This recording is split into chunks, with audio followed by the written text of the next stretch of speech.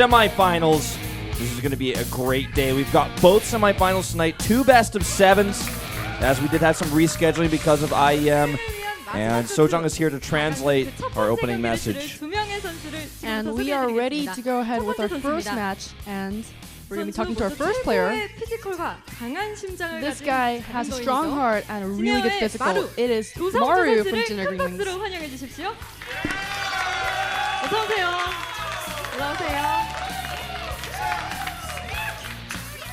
안녕하세요. 조성주 선수를 맞서는 두 번째 선수입니다. And we're going to meet the next player, the opponent. 역대 He has a long 챔피언들을 무너뜨리고 experience. 이 자리까지 올라온 저력의 선수입니다. He's a powerful 구간의 Protoss. 불명예를 이번 시즌에는 말끔히 씻어버리길 He 기대해 hasn't won 보겠습니다. any tournaments yet. It is KT Rollsters. 김대엽 선수를 Stats. 소개합니다. 안녕하세요. 좀 더 가까이 와주시겠어요? 좀 더 가까이 와주세요. 네, 경기에 앞서 두 선수와 가볍게 인터뷰를 And before we go into the match 먼저 tonight, we're going to be having a light 안녕하세요. interview with Maru and Stats. 대기실에서 약간 피곤한 Maru 얼굴이 kind of seemed 있던데 tired 어때요? 어제 back at the 연습 waiting 늦게까지 room, 하셨나요? and Hyungyung is trying to ask if Maru practiced. 빨리 잤는데 And Maru says he kind of slept early last night, but he's still tired. 피로가 안 풀린 이유 중에 하나가 요즘 경기가 뜻대로 잘 안 풀리시잖아요. And Hyungyung is asking why, because 제가 he has been GSL doing well. 떨어지고 And Maru says after he dropped out of GSL, 붕괴돼가지고 his mental just went out of his place. 오늘 이기고 싶어서 So he wanted to win 했던 것 같아요. tonight, so he practiced a lot. So he's really 최근에 still tired. 프로토스전에서 불안한 모습을 보였지만 또 그 위기가 오늘 You know, 경기로 Maru's 조약의 TVP 발판이 hasn't 될 been 수 really 있는 good 기회가 될 것 recently, but I 같거든요. think tonight will be the day to show that he has a really good PvP. And we heard that Maru 전략 중에 practiced a 하나 lot. 살짝 알려주실 And 수 let's see if 있을까요? he can reveal one of his strategies. 비밀인가요? Or is that a secret? 그냥 무난한 거 He says it's just a really simple one, ordinary one. 그러면 김대엽 선수를 정말 연구를 많이 하셨을 것 같아요. I think Maru 김대엽 must have studied 선수의 stats really 약점을 well. 샅샅이 알고 계시나요? Hyungyung is trying to ask Maru if he 몰라요? knows any 네. downsides of stats plays, and he says 모르면 no. 어떡해요? 이겨야 되는데. 그냥 이상한 것만 조심하면 He 될것 says he's gonna try to watch out for the weird 그냥 builds. 해도 이길 것 같다. He's just gonna 특별히 do it. 안 해도 Nothing, 이길 것 같아요. nothing special. 토스는 빌드가 많아가지고 Maru says Protoss has a 너무 lot to 해봤자 build, 제 so 머리만 even if 더 you study it, I just get a headache. 그냥 그것만 조심하자. So I'm just gonna try to watch out for the weird builds. 최고의 Just 방법인 do my 것 thing. 같다. 네, 알겠습니다. 자, 이번 경기에서 승리를 하면 기다리고 기다리시던 Well, 대망의 if Maru 결승전이에요. wins, he's gonna get to the finals as 이승현 expected. 선수와 맞붙고 싶다는 뜻을 내비치셨는데 And Maru mentioned that he 아직도 wants to go against 유효한가요? Life, and she's asking if he still wants to go against Life. 결승만 가면 누가 올라오든 상관없는데. Maru says it doesn't really 나 matter 한번 if I just make it to the finals. I'm just gonna do 이승현 it. 선수와 네. 자, 그럼 오늘 4강전을 치를 각오한 말씀 패기 넘치게 Let's see how it feels 부탁드립니다. right now before going into the match. 그래도 열심히 준비했으니까 꼭 이기도록 I prepared 하겠습니다. really well tonight, so I'll try to win. 네.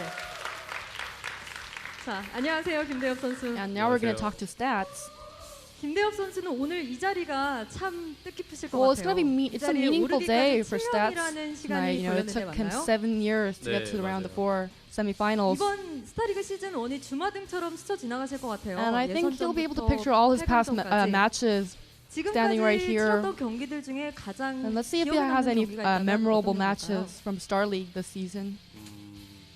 아무래도 8강에서 이병률 선수를 He says 이기고 his 올라왔을 matches 때가 against Rogue, 가장 a round of 기억에 남는 8, 것 같아요. it's the most memorable one. 오늘 그 꿈에 그리던 4강 진출을 성공하셨고 또 오늘 And 4강전을 Stats just 펼치실 succeeded in 텐데 going into 조성주 semifinals. 선수는 아까 그냥 해도 And Maru said he's just gonna do it and he's gonna be able to win. You know, he kind of trash talked 기세가 Stats. 상당히 좋으시잖아요 요즘. But you know, Stats has been doing really well.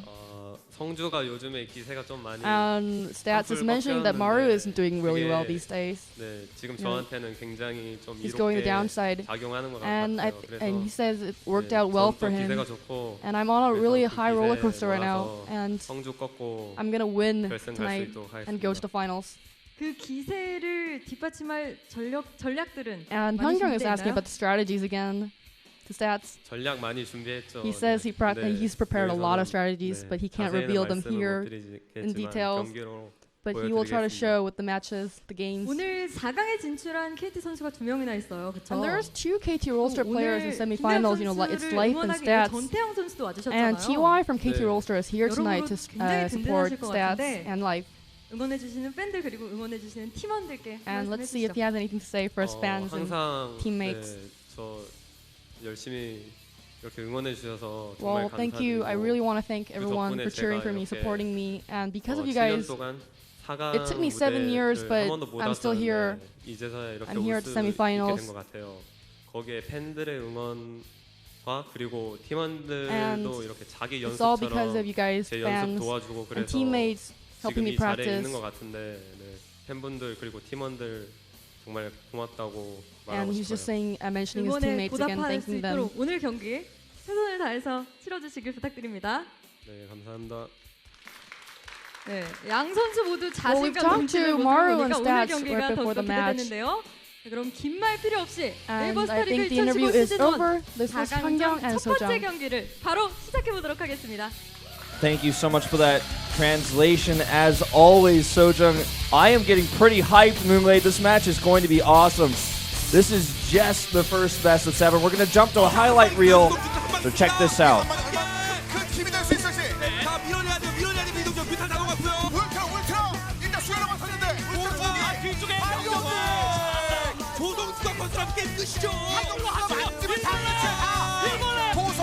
완벽한 반짝이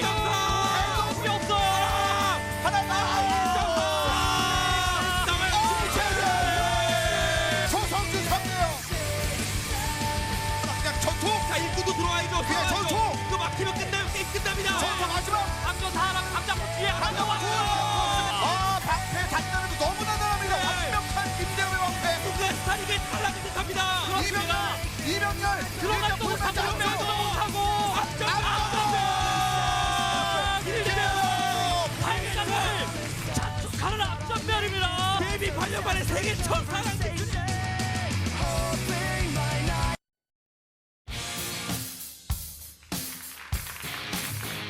It's really time now, ladies and gentlemen, for this first best of 7. Stats versus Maru. Maru versus Stats. This is going to be a sick matchup. I feel like both these players have so much to prove, Moonglade. Yes, they do. It's going to be a very interesting one because in recent times, both players have had a couple of downs, a couple of upsets in their tournaments. We can go into a little bit more detail when we actually get to the players. But yeah, it's going to be very interesting where they land. Obviously, that interview doesn't really give you too much away because obviously players aren't going to talk about their strategies at the start of the match and exactly what they're going to do, like the interviewer asked, which is I always find kind of strange and pointless because I don't think they're going to be going, well, I'm going to be forgetting the first 2 games, and from there, I plan to have a macro game. It's like, well, if he says that in front of Maru, Maru's just going to win these games. So, I don't know. But or he's a liar. Or he's a liar. You could also play it that way, but then it gets a little bit mind gamey to a point where you just don't want it to be, I think. No, definitely not. But it's interesting to see where it is, and obviously Maru looking a little bit tired, and I'm kind of worried about him specifically coming into this match because he seems like he's struggling right now in this matchup. Sure, and that's exactly what I wanted to talk about because we saw the very first question that Hyung asked was, you looked really tired earlier when you were getting your makeup on, when you were getting ready for these matches.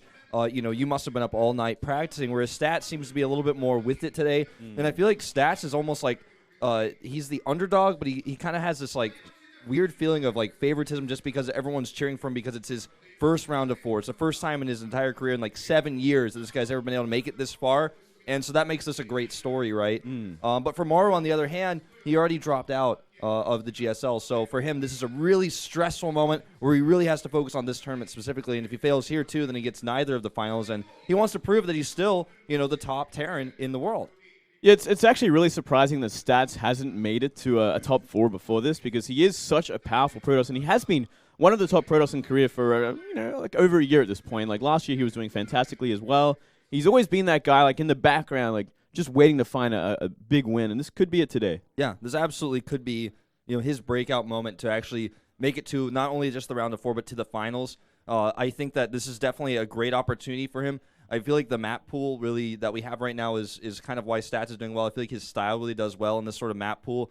And I feel like he's really developed himself over time, finally, with these KT players he can practice with in StarCraft 2. And I feel like he's kind of just broken through some sort of weird nerve issues he might have had. We saw him do pretty well in the Kespa Cup as well as the WCG qualifiers that we had a little bit earlier. So that's kind of when he started to do a little bit more consistently well.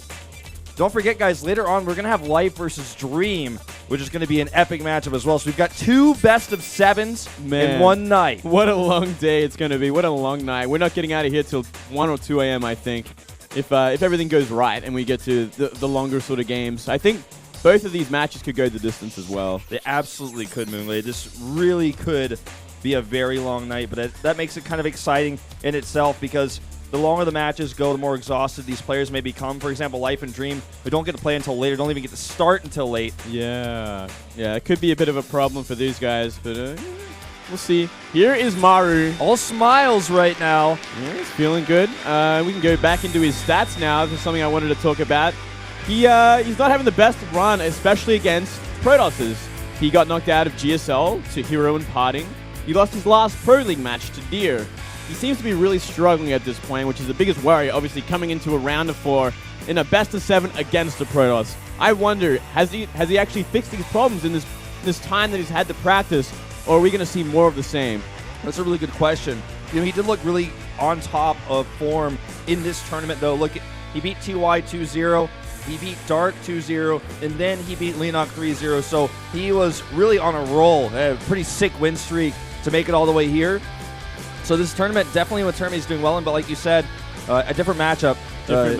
And this is going to be a big challenge for him, especially when Stats is in such good form right now. Yep. Stats, he is looking fantastic, but he isn't without a couple of faults of his own. For instance, yesterday he got knocked out of the GSL qualifiers. The qualifiers, he wasn't even in the Codas like Maru was. And he lost to Hyun and Shine. Granted, they are Zergs, they aren't Terran, which is, I guess, the redeeming factor, but still, these are players that should be below him at this point, going into a round of 4 of Star League. And besides that, he got knocked out of the IM World Championship by Bunny and Trap. And he's been suffering a lot of qualifier losses in recent times, but he's still doing fantastically in Pro League. Yeah. And what's interesting is losing to 2 Zergs in the Code qualifier yesterday. Look at that, and I think, well, maybe he's been focused on this matchup for a while. He's been really focusing on Terran. He got a bit unlucky in his qualifier draws, got 2 Zergs. And qualifiers are a totally different beast than the best-of-7 like this. And he did, of course, advance over Rogue 3-0 in the round of 8, which impressed a lot of people, surprised a lot of people. He did very well in that matchup. The rest of his matchups, though, were very close, 3-2, 2-1, and 2-1. So he's had a tough tournament run. He's, barely sneaked by in almost all of his rounds except the round of 8. Yeah, I guess we can never really forget that he did go through innovation to get here. He did go the distance 3-2, but he still managed to beat that guy, and that guy is on top of the world right now as Terran. Yeah. And that's why I feel like Maru wants to prove that he's actually just as good as Innovation. I feel like that's what this tournament is for him, to try to prove. So just taking a little bit of a closer look at some of these stats. You can look at the match and the set ratios, but they don't really mean that much because this is not all of their stats. But what's really cool to me is the playtime per set and the playtime per wins. They're actually kind of medium-length games. Stats games a little bit shorter than Maru's. Kind of interesting like that.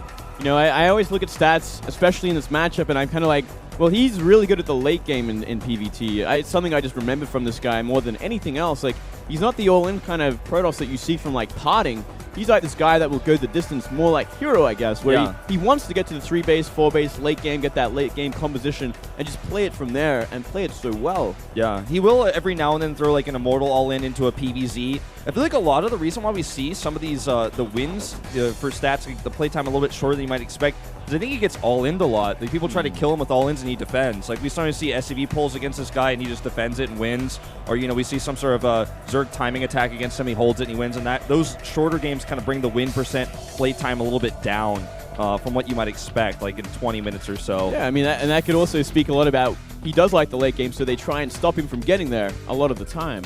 Yeah. Okay, so these are recent 10 games, it looks like, for Maru. You can see the games he's played recently. I'm guessing the blue is losses he's taken and the red is wins? Yeah. Or no, maybe it's the other way because he lost to Parting and Hero, right, in the GSL? Yeah, he did. Okay.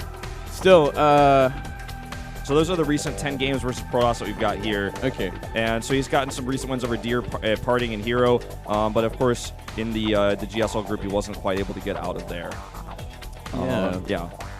So pretty much what we've been talking about, the recent sort of stats. He hasn't been doing well against Protoss, which is really the thing you want to take away from this. He seems to be really struggling, and it's really recent sort of results as well. So you wonder, has he fixed it in like the only couple of days he's had to really practice hard for this match, or is it going to still be the struggle that he's been having? Yeah. To be honest, guys, I don't know exactly what these bars mean. At first I was like, well, he lost maybe 4 departing, and I'm like, wait, no, that's not even 4 bars, that's 5 bars. Like, we don't do best of 9 Well, in I this mean, game. unfortunately, here at EsportsTV, we don't actually get told anything. Sometimes we have these graphics. I mean, some graphics are so self-explanatory it'd be insulting to explain them to us, but this one I'm just not sure. But anyways, I think it might be like the way in which he lost. Maybe like he got crushed in those games. Maybe that's what it means. It's like 5 bars. It means you got smashed badly. And here's Stats. But Stats is, he's been doing a lot better. So I wonder, the Reds maybe are him winning convincingly. Obviously, he did beat Hero. And he did beat Classic. He beat Rogue 3-0. You think he beat Life in a Pro League match? Yeah. And then Rogue is like obviously the 3-0. Yeah. And then Sora. Sora might have been like a qualifier. It was a Pro League match, actually. Oh, that's right. Yeah, it was on Tuesday. Oh, that's right. Okay. So, okay. It's like the level of destruction, I think. Okay, that makes based on more the bars. sense. Okay. Interesting way to put it. I'm glad we figured it out before they were off the screen. I still don't know about if I really rate them there. Yeah, I don't know if this seems to be like a bit vague, but anyways. Oh, so the bit larger the bars is actually like the value of the player that you beat, like the player's tier. I think that someone needs to have a talk with that graphics guy, because that was really confusing. We're going to have to sit them down, Wolf, because, man, that was a useless graph after all. So let's take a look at this one, see if we can figure this one out, Moonglade. All right, so win rate versus race, okay, here for Maru. He has a 51%. Those are how many times he's won recently versus, okay, how many players he's played against recently. So he's played a lot of Protosses, but his win ratio versus Protoss is down at 55%. And that's not just including like his most recent Protoss results, which have been quite weak. Yeah. It definitely hurt that percentage by a long shot, that's for sure, making it his weakest sort of win rate out of all 3. TVT actually 70%. That's really impressive. Yeah, that's quite nice. And versus Protoss, 11-9 versus some of the best players in the world isn't terrible, but it's again more about the more recent results we've had, which you might see a graphic of. I'm not exactly sure if we will or not, though. I guess we're going to take a look at stats here now. And his record versus Terran is 5-3, which is impressive, but it's not as big of a sample size as Maru's. He had like 20 different games we're looking at. This is just 8 different games we're looking at. See, we don't get that much exposure from Stats, which is one of the problems, because obviously he isn't in GSL. He has made it this far in SSL, but we didn't actually get to see him against Terran except for that round of 32. So he has kind of been sitting there, just practicing, powering up. He plays the occasional Pro League and does well, but we don't get that much of a sample size. Yeah. I mean, if you look at the graph of how many times he plays Terran versus the other races, he only plays Terran a little bit more often than he ends up playing against Protoss, but a lot more often than he plays against Zergs, for example, so experience-wise. But this is only 20 games to look up in total, whereas like Maru's stats versus Protoss were 20 games on their own. Yeah. Let's take a look at the map list here and these players' record. A very impressive record for Overgrowth and Foxtrot Labs for stats, 5-0 on both maps. Yeah, that is absolutely huge, and it's very interesting. This is pretty much telling the story of what's going to happen. Starting off with Nimbus, advantage Maru. Then Overgrowth, okay, more of an even map. Then Catalina, advantage Maru once again. King Sejong Station, probably more in favor of Stats, I'd have to say. It really suits his playstyle. Yeah. Deadwing, bigger map, obviously spawns are a bit of a factor in that one. Same with the Foxtrot Labs, and then King Sejong Station again to finish it up. Yeah. And Stats will be very happy there's no Nimbus in there. Yeah, you don't want a second Nimbus. That would be the nightmare. Oh, we do have Nimbus in here, actually. Oh, yeah, the first map. Yeah. I was thinking, like, I thought it was going to repeat again at the end. Oh, yeah. Okay, yeah. And then I said there's no Nimbus, but I threw myself off. All right. I'm sorry, everybody. Game number 1, though, is going to be on Nimbus. It's starting right now, ladies and gentlemen. Maru versus Stats here in the semifinals of the Neighbor Star League. I'm Wolf. With me is Moonglade. And let's get into this game.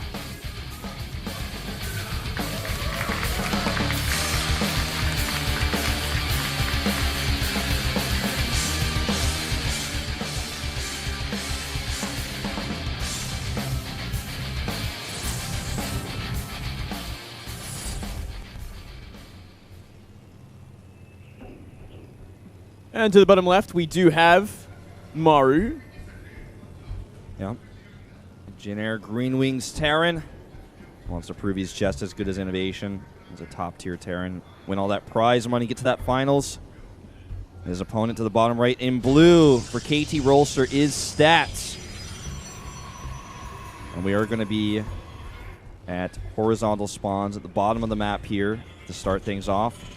And I would have to say it's definitely a favored sort of positioning spawning point for Maru. I mean, he's going to have that direct flight path straight from his main to the natural, pocket natural of Stats. So it's going to make these kind of like early game harassment, the mine drop, the bio drops, a lot easier. And obviously this map is also pretty Terran favored because of that reason alone. But also the third base is pretty exposed. It really leaves itself open to a lot of harassment, a lot of early sort of timing attacks from the Terran. Yeah, we had a lot of probes queued up there for Stats, so very likely going to be a Nexus first here. Oh, okay, not as many as I thought, though. Could still go for it. I think he will be, considering he is up to 250. Yeah, could take a little bit of damage here, because we are seeing Maru open up with a sort of standard sort of Rax refinery. Probably going for that Reaper. Yeah. And the Reaper gets a good scout off, and it could be a lot of trouble. Yeah, Reaper actually, Reaper-oriented openings can do so much damage versus a Nexus first as well, because you have a late Mothership core, you have a late Stalker. He does send a scout out right away. He's going to actually check the Watchtower first. You know, another big problem build for this matchup when you're playing a Nexus first is also a 2 barracks proxy in the middle of the map, so wants to make sure that's not going on either. And we're going to see in just a moment here that Scout does actually luckily guess the correct location down here, the bottom left. Yeah, Maru's going to be going the wrong way with his Reaper unless he fixes that as well. So it could actually mean safety for Stats and maybe a little less damage than he might have taken if this Reaper goes the right way. But this SCV might get there just in time to change the course. Yeah, looks very likely. And, well, Nexus is going up, coming along here. Let's see if Maru decides to make a second Reaper. I think he might. Unless he's going to actually reactor Marines from this. I think he actually might reactor Marines. Yeah, I think that's the more common follow-up to this, because he doesn't know it's a Nexus first. Had he known that, he might have decided to do something different. The probe is actually going to come back in here to check this at a really nice timing. He's going to be able to see that reactor. Could probably just go confirm the CC if he wants to, because he can reasonably assume it's there, especially when he sees no SCVs in gas. Oh, wow. And the Reaper turns around. I don't know about this. I mean, I guess he wants to protect this SCV building this command center, but still, he's going to miss out on some potential damage at the main base. And he's actually, wow, slowing down this building of the CC. Yeah, this probe did so much. I guess it wasn't so much about the scouting of the command center as much as the harassing of it. And now he's going to have a Stalker and a Mothership core on the way. The Reaper not able to do anything, and he still hasn't been able to identify what he's up against, so he's going to be very annoyed when he finds out. He does add a second CC right away, playing very greedy here. Yeah, just playing more defensively with this Reaper. Bit of an unfortunate situation, but he's going to get the scout off with this SCV. You should have an idea of how everything is going now, but doesn't get to see too much. Yeah. And especially if he clicked on that Mothership core and saw its energy, that SCV would have definitely known, like, okay, this is very late.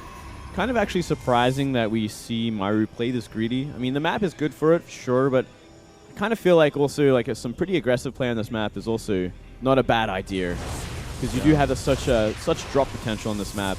Oh man, the second Reaper gets just as much scouting, so he doesn't know really what's going on, but it's safe to assume that it was a Nexus first. Yeah.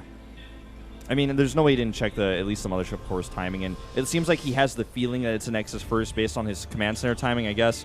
Like you said, there's basically two different ways to deal with this. The aggression is one option, and the economic follow-up is the other way to deal with the Nexus first. So looks like we're going to have a little bit of Oracle harass, and we do have the robotics to follow this up. Yeah, not a bad choice. Something we see from Stats, I think, more than anyone else consistently. He loves his Stargate openings, his harassment with Oracles.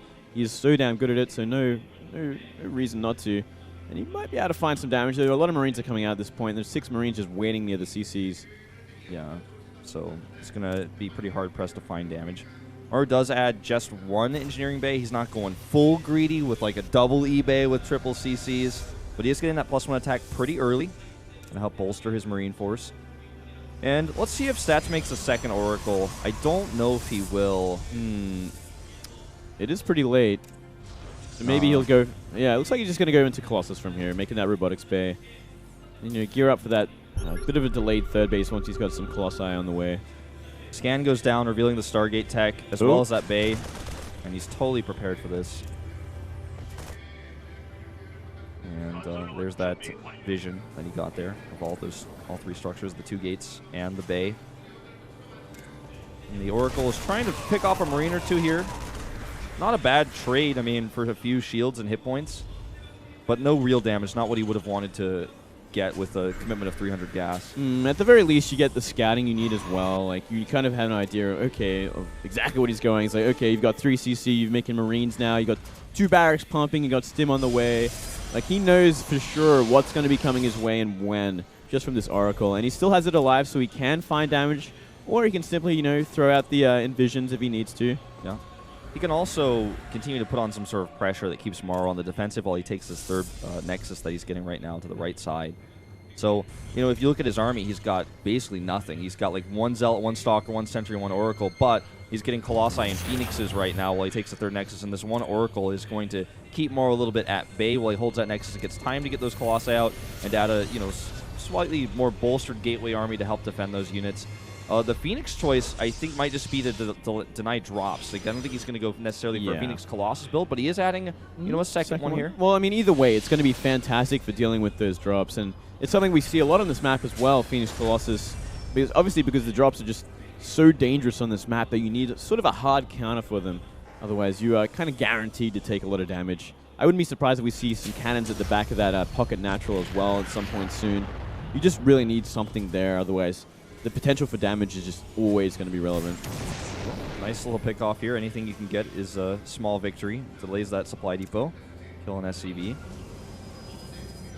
Observing we're seeing today is fantastic. I don't think he's missed a single thing. Well, I haven't missed a single thing either. If you wanted to look my way, Wolf. Yeah, you're on top of it, man. I know everything, mate. And, at this point, like, he's just gearing up to shut down drops. It looks like he even has an Observer here. The fact that he leaves the Observer there just leads me to believe he's a bit concerned about Widow Mines getting in there. Oh, yeah. So he can just go ahead and pick those up, because Phoenixes will pick those up and kill those very quickly and then finish off the drop. So if you run into that without any information there are Phoenixes there, you're just going to lose your drop in most cases. Yeah, I mean, it is the most sort of obvious approach for Terrans on this map. So kind of the knowledge there. Maru's kind of playing around that. He's like, you know what, I'm just going to be incredibly greedy, go for this really powerful mid-game push, go for the Marine, go for the Bio, go for the Vikings and whatnot, and just be ready for whatever's going to come my way in the mid-game. I kind of like this style a lot more from Maru, but it's something we see a lot less of. Getting a Phoenix nice and early. Yeah, almost 2 there. His stats just very unluckily missed that Bio Force. He was looking for it. He saw the Widow Mines, he saw the other medevacs, but he didn't know where that army was, and it looks like he just wasn't looking when they got close to his Phoenixes there. Not the end of the world, but small victory here for Maru. Yep. Pretty much the only aggression we've really seen this game. It's been a pretty passive game to open things up here. Sure. +1 for Phoenixes, so I mean he's really committing to this. As well as the Colossi count is getting higher. Adding cannons now like you were talking about. The +1 armor nearly completed here on the Forge around the same time as Maru's armor finishes, so he's actually going to be a whole set of upgrades behind in attack. And Maru's going straight into double upgrades now at the same time. 2-2, that armor he just finished up. Nice timing there. Yeah, and we're even seeing Protoss air weapons be upgraded for these Phoenix.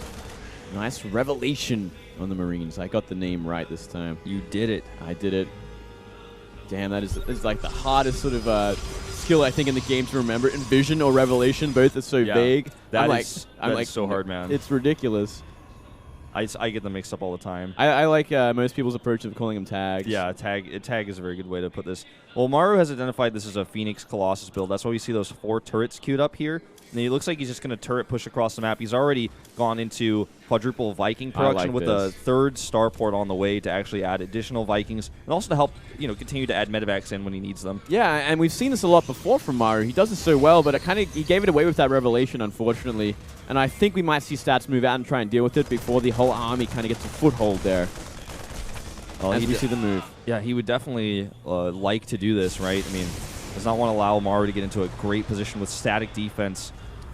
These turrets do so much damage to air. I mean, they fire so quickly. They have a high rate of attack as well. Well, I mean, like once this foothold's there, you can't really use your Phoenix properly. and it gets very awkward. And now the Vikings can start poking at the Colossus.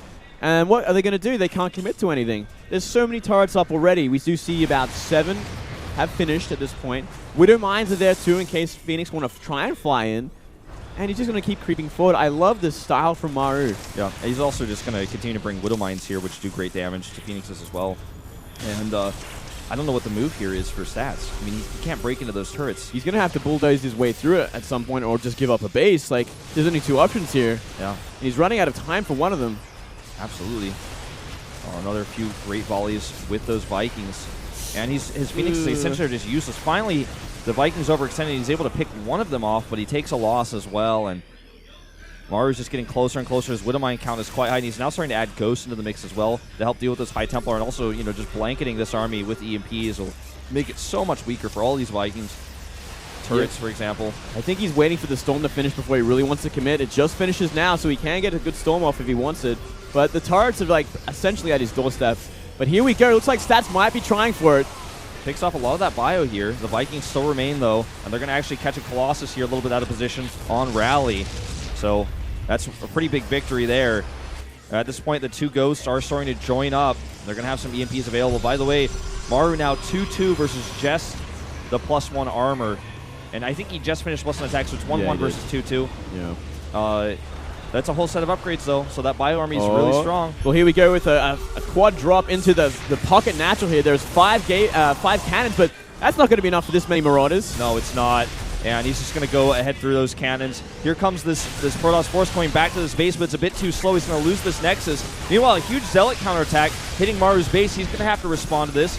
A lot of his bio, of course, is clumped up on the attack. He has to send a lot of that home. And this is actually going to kill quite a few of these add-ons, maybe even the factory there. Yeah, it's going to do a bit of work. It's going to actually pull some of his forces back, but still he's got a lot camping these turrets as well as the Widow Mines. So it's going to be a costly engagement if Stats wants to try and clean this up. This is a cool move, though. I like this. Draw the bio army home. This might be his best chance to slowly storm push his way through these turrets and bring those stalkers forward. This is very expensive what he's doing here, but he's finally breaking through this. He's getting through it, that's for sure, but he's essentially lost all his Phoenix at this point. He has had to use a lot of Storm. He's got a few Templar left, though. Still, Maru's going to really need a lot of Ghosts and decent EMPs to kind of handle this army at this point. Yep. These Vikings are such a big problem. He has so many Vikings. These Colossi are basically irrelevant. I mean, he has to get the Stalkers forward to push the Vikings away with some Storm support before the Colossi can even think about engaging. Otherwise, they're going to take so much damage. Meanwhile, a massive Zealot Warpman with that huge Marine bank that he's got coming up here. Going to catch reinforcements, going to catch some Ghosts even. That's expensive. Yeah, that is very expensive. It's going to really force the army back once again. So Stats kind of getting some breathing room. And looks like he's going to make some use of it and actually try and push the issue here. Yeah. And all these barracks are trying to be added here. Some of them actually losing their building SCVs. Quite a few workers going down there, in fact. And Stats has regained total control of his base. He's also taking now that 4th base, the top side of the map. Maru hasn't been able to secure anything close to that yet. In fact, I don't even think he has a 4th CC. I don't know if he ever plans on making one. I don't think he did. I think he planned to end it at that 3rd base. But now, yeah, he's in a horrible position. He's down 20 supply. His composition is not nearly as strong, though. He's got a lot of Ghosts at this point. 9 Ghosts in the mix.